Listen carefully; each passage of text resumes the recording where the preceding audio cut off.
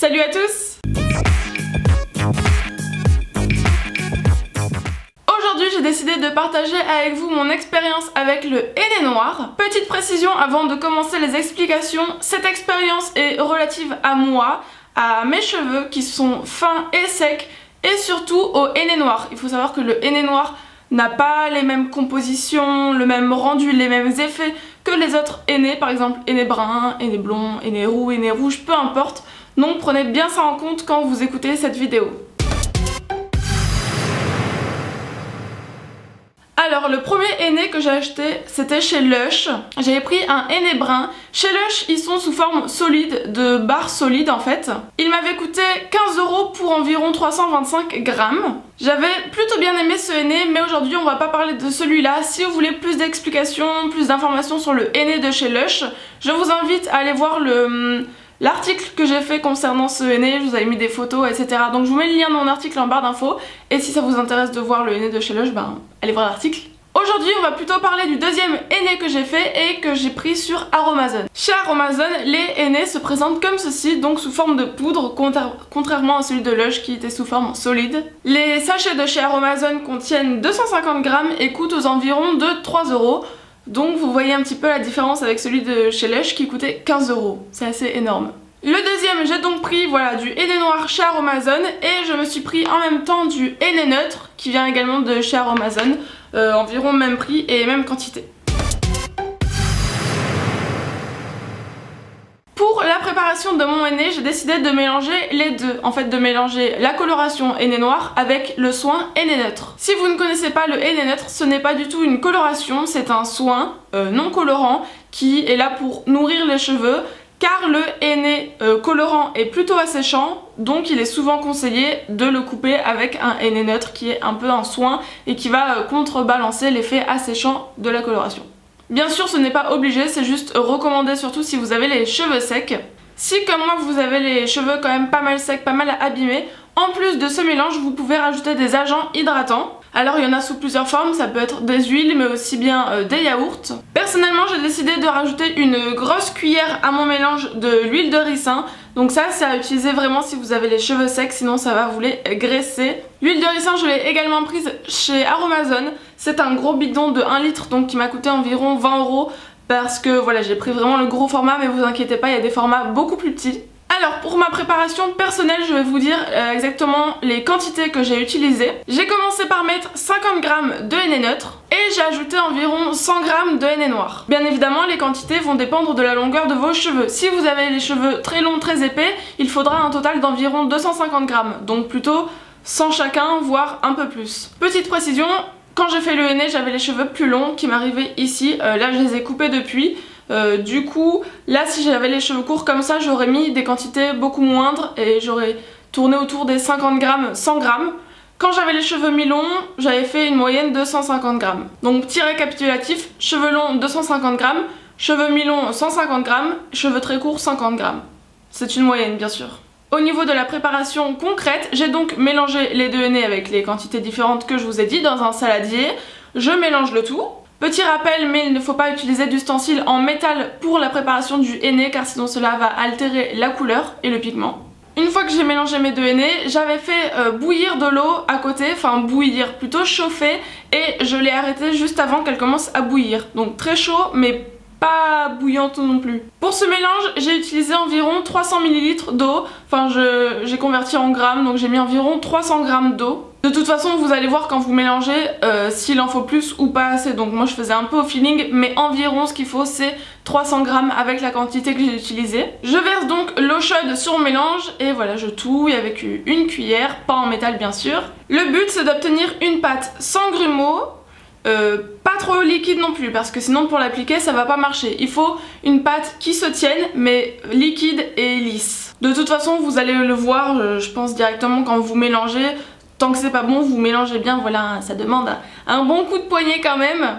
Une fois que j'ai le résultat attendu pour ma pâte, je viens rajouter une grosse cuillère d'huile de ricin. Ensuite, je viens recouvrir le tout d'un film plastique et je vais le laisser reposer pendant 30 minutes à 1 heure. Pour ça, il y a plusieurs écoles à ce sujet. Il y en a qui ne laissent quasiment pas poser, il y en a qui laissent poser 5 heures. Moi, j'ai décidé de laisser poser 30 minutes à 1 heure, je trouve que c'est le bon compromis. Une fois que le mélange a donc bien reposé pendant 30 minutes, 1 heure, je vais passer à l'application. Comme n'importe quelle coloration, je vous apprends rien. Alors, il faut de préférence mettre une crème hydratante tout autour du visage, sur les oreilles, histoire de pas se colorer la peau. Il faut couvrir son sol, personnellement je mets un vieux drap sur mon sol. Utilisez de préférence également des habits usagés pour le haut et une serviette autour du cou. Normalement il faut aussi utiliser des gants, vous savez les gants en plastique, mais personnellement je n'arrive pas à appliquer le henné avec les gants, je sens moins la matière, enfin j'arrive pas quoi, les gants ça me gêne. Donc je l'utilise avec mes petites mains et si ça colore ça part après quoi, c'est pas très grave si je reste un jour avec les mains un petit peu colorées, ça me dérange pas. A priori ce qu'il faut utiliser c'est une sorte de pinceau, vous savez les pinceaux de coiffeur pour appliquer les colorations. Donc peut-être qu'un jour j'investirai dans un pinceau. Dites-moi si vous avez testé avec le pinceau si c'est vraiment bien ou pas. Mais moi je sais qu'avec les gants c'est pas possible donc pour l'instant j'utilise les mains. Comment ça se déroule? Vous avez donc le henné dans votre saladier, vous venez prélever vraiment comme une coloration quoi. Une partie, une noisette, vous prenez une mèche. Donc moi je fais vraiment mèche par mèche. Une petite mèche. Et voilà, je viens déposer le henné tout le long de la mèche. Comme ceci. Je pense que je vous apprends rien là. Une fois que c'est fait, je viens enrouler ma mèche et la poser en haut de ma tête comme ceci. Donc là je ressemble pas à grand chose, mais je viens la regrouper en haut de ma tête parce que sinon ça va traîner, ça va se coller à votre visage. Enfin, je vous conseille vraiment de regrouper les mèches à un même endroit. Parce qu'au fur et à mesure, voilà, vous allez prendre des mèches, tac tac tac, on va arriver à ce niveau là. Et toutes ces mèches seront donc en haut sur votre crâne, ça va former un petit chignon. Et une fois que toute votre chevelure sera recouverte de henné, et ben tous vos cheveux se retrouveront ici sous forme de chignon. Donc vous n'aurez plus rien à faire, vous pourrez laisser poser comme ça. J'espère que vous avez compris ce que j'essaie de vous dire, mais vraiment je vous conseille pas de faire le henné et de laisser vos mèches comme ça traîner parce que vous allez vous mélanger, tant qu'à faire vous les mettez directement en haut, elles sont posées, elles sont placées. Je vous conseille de bien imbiber les mèches de henné parce que moi je sais que mes cheveux ont du mal à prendre et il faut vraiment que je les imbibe à fond, que j'en mette vraiment beaucoup du henné. Donc voilà, après ça dépend peut-être des cheveux mais moi il faut que j'en mette beaucoup. Une fois que toutes mes mèches sont regroupées en haut de ma tête, je viens reprendre tout ce qui reste de henné dans mon saladier et je viens poser tout par dessus comme une sorte de masque. Voilà, comme ça je me dis que tout est bien recouvert. Donc oui c'est assez long, assez chiant, mais bon, il faut ce qu'il faut. Alors pour la pose, vous allez trouver des solutions vraiment très différentes sur internet, ça va de 1 heure à 1 nuit. Personnellement j'ai coupé un petit peu la pomme en deux ou la poire en deux et je décide de laisser poser mon henné 5 à 6 heures. Ça peut paraître long peut-être pour certaines, mais plus vous laissez poser, plus la couleur sera intense et moi c'est ce que je cherchais. En plus, comme j'ai mis du henné neutre, ça fait un petit peu un soin, avec l'huile de ricin également, donc je me dis que bon, un soin on peut le laisser poser longtemps, il n'y a pas de souci. Alors aussi petit point, il faut savoir que pendant la première heure, je laisse sécher mes cheveux, enfin avec le henné, à l'air libre. Parce que à l'air libre, a priori, le pigment se libère plus vite. Enfin ça va plus vite, je sais que si vous les laissez poser 3 heures à l'air libre, ça fera peut-être comme si vous laissez poser 5 heures sous un film plastique. Donc la première heure je laisse poser sans film, mais après c'est vrai que c'est quand même gênant de se trimballer avec du henné comme ça. Si je veux me poser contre mon canapé, enfin ça me gêne. Donc finalement je viens mettre un film plastique. Là encore une fois c'est comme vous voulez, vous pouvez aussi le laisser poser toute une nuit et là forcément mettre un film plastique sinon ça va pas le faire pour votre oreiller. Au bout de 5-6 heures, je vais donc rincer le henné dans la douche. Je vous préviens, c'est très salissant, moi j'ai une baignoire voilà vraiment blanche et dès que je rince mon henné, ça se dépose, ça fait du dépôt, enfin bref, il faut la nettoyer après. Le rinçage est un peu long mais pas horrible non plus. Après c'est vrai que si vous avez les cheveux très longs et très épais, ce sera sans doute vraiment plus embêtant.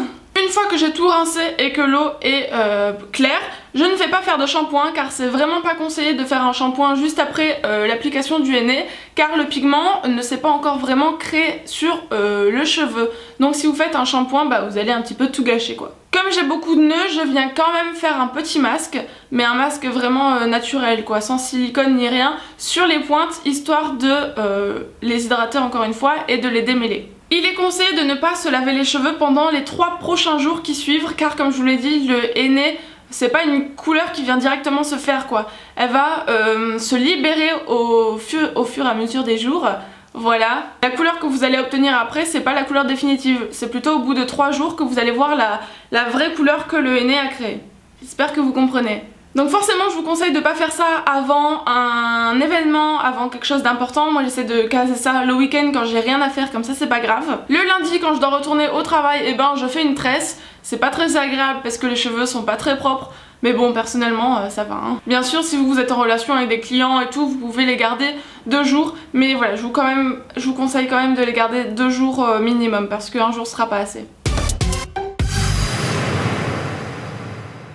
Alors pour mon avis final, je suis vraiment contente de ce henné Aromazone. Comme vous voyez, mes cheveux ne sont pas noirs, mais je vous mettrai des photos juste ici d'avant et ils ont quand même pas mal foncé. Bon, bien sûr, depuis je les ai coupés, donc c'est aussi pour ça. Mais même avant de les couper, ils étaient vraiment brun foncé, voilà. Ça ne m'a pas trop asséché les cheveux et ça je pense que c'est à cause, enfin plutôt grâce au henné neutre et à l'huile de ricin. J'ai les cheveux très fins mais je sens quand même que ça a un petit peu gainé mes cheveux. Bon, on peut pas faire des miracles, mais je le sens, voilà. Quand je les rince, je sens qu'il y a un petit peu plus de matière, donc c'est très agréable. En tout cas, moi je suis ravie de mon expérience avec le henné. Voilà, ça ne m'a pas bousillé les cheveux. Je sais qu'il y en a qui sont un petit peu sceptiques à ce sujet, mais regardez, enfin mes cheveux se portent plutôt pas mal, donc pour moi c'est un top. Si vous avez fait du henné, n'hésitez pas à me laisser vos témoignages en commentaire. Précisez également quel type de henné vous avez fait, si c'est du brun, du blond et où vous l'avez acheté parce que ça peut être super intéressant et peut-être que moi je vais aussi en apprendre hein, parce que je précise, mais je ne suis pas du tout une pro en la matière, j'ai fait seulement 2-3 hennés, donc voilà, je suis pas encore au top. Hein. J'espère que ma vidéo vous aura plu, n'hésitez pas à me rejoindre sur tous mes réseaux sociaux que je vous affiche ici et également à vous abonner à la chaîne si c'est pas déjà fait ou si vous venez de me découvrir, ça me ferait hyper plaisir. Et moi je vous retrouve bientôt dans une prochaine vidéo. Ciao ciao.